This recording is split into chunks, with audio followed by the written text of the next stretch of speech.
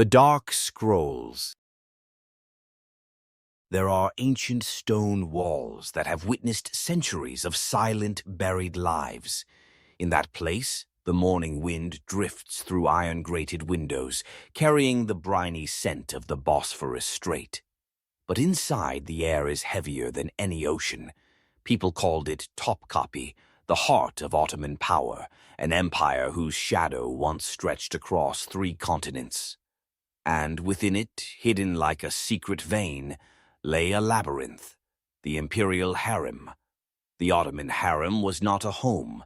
It was a city within a city, a confined dominion of hundreds of women gathered from all corners: Albania, Circassia, Greece, the Black Sea coast, even Venice. Each was brought here, stripped of her name and memories, and dressed in a shapeless kaftan, the only remaining emblem of a self that had never had time to take shape. On the outside, the harem was wrapped in white walls and blue domes gleaming under the Mediterranean sun. But inside, the only color was the gray of submission. Every sound, even a footstep, was trained to be as soft as silk, so that the one who held power would never be disturbed. In this place, the existence of a woman meant nothing unless it was permitted to exist within the Sultan's gaze. They called it the Harem-e-Humayun, the Imperial Harem, a word that did not merely describe a collection of chambers and stone walls, but an entire mechanism designed to train people into tools.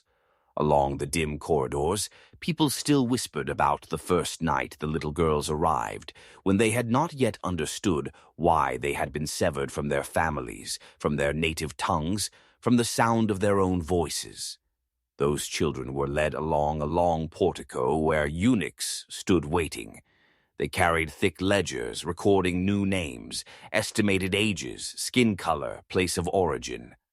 A stroke of the black-inked brush across a page was the moment any former identity was wiped clean. After that registration ritual, the children no longer had names. They were called by numbers or sometimes by weightless words like wind, the crane, Jasmine, Little Rabbit. People explained that the less personality they retained, the easier they were to train. The sooner they forgot their parents, the sooner they would serve the Sultan as an extension of his throne. There was a 12-year-old girl from the Circassian coast with hair as golden as silk. She did not understand the language spoken by the busy women in the harem, nor why she had been torn away from her older sister. She only remembered how her sister's hand had clutched hers so tightly before it was yanked away, like a tooth being pulled. From that moment on, every night she heard weeping rising from the neighboring rooms, someone else also learning how to forget. Girls like her were called Odalik, apprentice maids. They were not yet official concubines, not yet noticed by the Sultan. But precisely for that reason, they underwent the harshest process of all, transforming a living creature full of emotion into a neutral object. The lessons began at dawn, before the first glimmer of light. A tall eunuch would strike a wooden staff against the door. All the Odalik rose at the same moment, knelt on the cold floor, covered their heads with cloth, and murmured invocations, not to pray for freedom, but to plead to become perfect servants. Then, in groups, they were led to the learning hall, a vast, empty space, walls decorated with paintings of flowers and vines. Waiting for them were the matrons, women who had survived this same path. Their faces were colder than any winter wind, their eyes sweeping across the children as if inspecting cargo. Any error would be punished. The first lesson was language: Ottoman Turkish, Arabic, a little Persian. No one was allowed to keep her mother tongue. The instructor said, "Whoever does not understand the rules of this place will soon forget herself altogether." One child tried to ask, "When will we go home?" That question earned her an immediate slap and silence. Little by little, no one asked any more. After language came etiquette. They learned how to bow, how to place a hand on the chest when hearing the Sultan's name, how to wash their bodies 3 times a day. Every movement had to be precise, like the turning of a wheel. Any hesitation or distraction was reproved. In those same early days, they were taught the most frightening lesson of all. Every personal feeling was meaningless. When night fell, the air grew dense with a silent gloom. From the communal sleeping quarters, they could glimpse the distant lamplight glowing on the golden roof of the kiosk where the Sultan dined alone. There, the most powerful man of the empire ate in solitude, while hundreds of souls in the harem existed only as a concept, potentially summonable. With a single hand gesture, a girl could be led away through the white, chrysanthemum-carved doors to serve the Sultan at night or to be declared a new concubine. But for the majority, they waited their whole lives without ever being called. They were taught to see that as good fortune, because the Sultan's attention also meant losing the last remnants of freedom. Stories crept along the corridors like breath in the dark, about a Greek girl who once tried to escape across the roof tiles only to be caught and vanish forever, about a concubine who was adored until the Sultan grew bored, then exiled to her homeland with a stipend to ensure her silence, about aging Odalic who spent a lifetime never allowed to look upon their mother's face again. In the harem, forgetting who you were was not a choice. It was the only condition for survival. Yet there were moments, brief as candle flickers, when a hidden pulse reminded these girls that they were still human. A stolen glance through a lattice window, a memory that refused to die, a dream of a mother's lullaby in a language no one else spoke. Those were the small rebellions the system could never quite extinguish. But each day the harem machinery pressed harder to grind them down. As the Odalic grew older, they were sorted into new tiers. Those who showed skill in embroidery, music, or recitation were promoted to special roles. Some became attendants to the Valide Sultan, the Sultan's mother, who ruled the harem as its supreme authority. Others were chosen as personal servants for the favored concubines, the Kadin who already shared the Sultan's chambers. Promotion did not mean freedom, it only meant a more elaborate cage. Now the lessons grew more intricate. How to read a guest's mood by the twitch of an eyebrow. How to conceal contempt behind a perfect smile. How to anticipate a command before it was spoken. Every success was rewarded not with praise, but with the privilege of less supervision. Every failure brought humiliations devised precisely to erode the will. One ritual defined the boundary between a girl and a concubine, the bath of preparation. The day a girl was chosen by the Sultan's glance or the Valide Sultan's nod, she was escorted into a chamber of white marble. Steam rose from fountains shaped like lion heads. The matrons stripped her naked. She stood shivering as they poured scented water over her skin, scrubbing away every trace of the world she came from. Then they perfumed her hair with rose oil and dressed her in a silken robe so delicate it seemed woven from moonlight. In the mirror's silvered surface, many girls struggled to recognize themselves. The eyes staring back were wide, uncertain, caught between fear and resignation. To be chosen was the highest honor, so everyone repeated, but it felt instead like crossing an invisible line, beyond which nothing of the self would ever return. Those not chosen continued their training in the shadow of this knowledge. They knew that at any moment a door could open, a eunuch's hand could beckon, and their existence would be altered forever. This uncertainty was the harem's greatest weapon. It taught the girls that hope was dangerous, that longing was weakness, and that the safest path was to erase themselves before anyone else could. Still, the harem was not only a place of silence. On festival nights, music threaded through the corridors. Tambourines rattled, lutes plucked bright scales, women sang old ballads whose meanings had shifted over centuries. In those hours, the Odalic gathered around the courtyard fountain, pretending to celebrate while watching each other's faces for cracks in the mask. Even laughter could be a test. There was one concubine everyone feared and admired, Safiye, the Venetian who had become the Sultan's chief consort.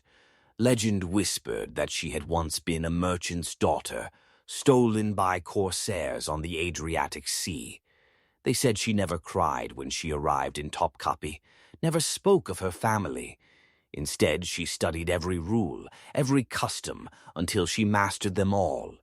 Her beauty was undeniable, but it was her discipline that won the Sultan's favor and made her the de facto queen behind the throne.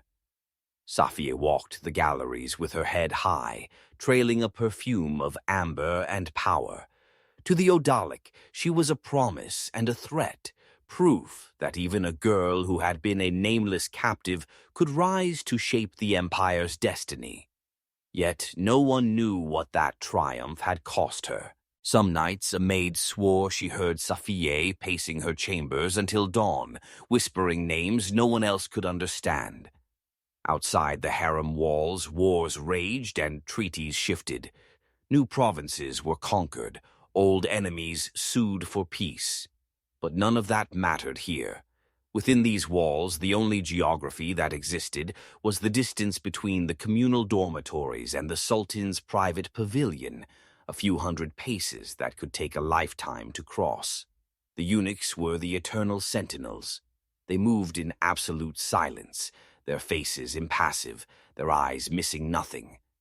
Some had been born into bondage, others had been captured and castrated to serve. In this place of perpetual female seclusion, they were the only men permitted to remain, and even they were no longer fully men in the world's eyes. The Odalic learned to fear them as enforcers, to obey them without question. Yet in the secret calculations of survival, every girl also knew that a eunuch's favor could mean small mercies, a less punishing chore, a whispered warning, an extra blanket in winter. Among the youngest, a myth persisted, that if you could endure long enough, if you were clever and invisible and lucky, you might one day be freed. Sometimes the Sultan's mother, in her final years, would manumit a handful of women, granting them modest dowries to marry Ottoman officials or merchants. But even this release was no return to the self they had lost.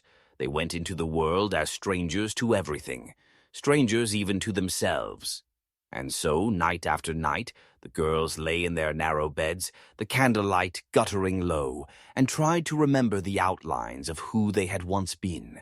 A daughter, a sister, a child with a real name. Each day that memory dulled, like a portrait left too long in the sun, until at last it became only an ache, without a story. In the end, this was the harem's quietest cruelty, that it did not break them all at once. It dissolved them grain by grain, so that by the time they realized they were no longer whole, there was no piece large enough left to save. Time in the harem was measured not by calendars, but by the slow erosion of the self. Years passed in the rhythm of seasons, when the jasmine bloomed in the courtyard, when the sea winds grew cold, when the Sultan visited his chambers more or less often. For the women inside, time did not feel like movement. It felt like a stillness that expanded until it swallowed everything. Some girls, now grown into women, found ways to survive by becoming almost translucent, so gentle, so obedient, so unremarkable that they could pass through a day without attracting a single rebuke. They perfected the art of vanishing while remaining in plain sight.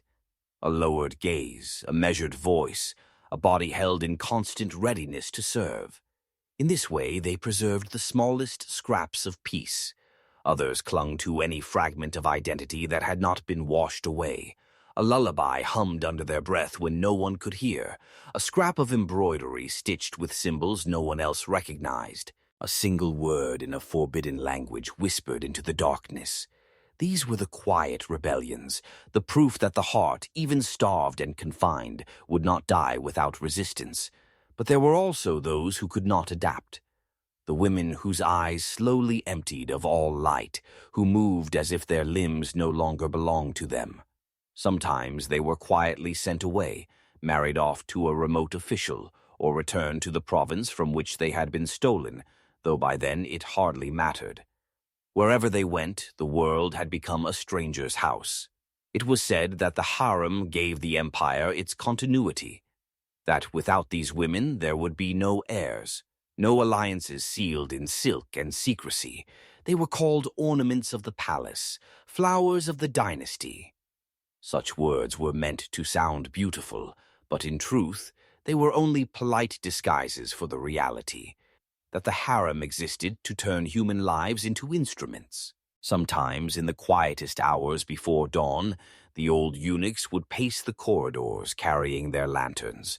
They moved past rows of sleeping women, past the chamber where the sultan's favorites lay in perfumed beds, past the galleries where marble statues watched with sightless eyes.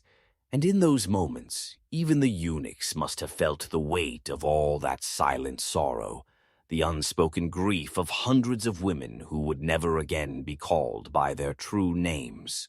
One winter night, as snow drifted across the domes, an elderly Odalic named Layla sat by a brazier, warming her hands.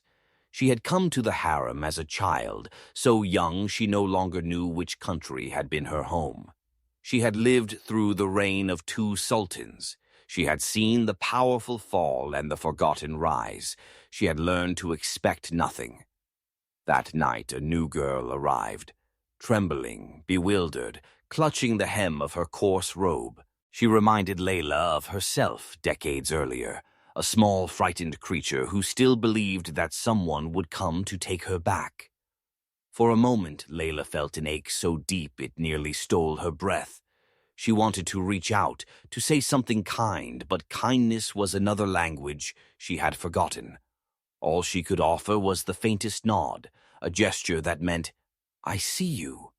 You are not alone, even here."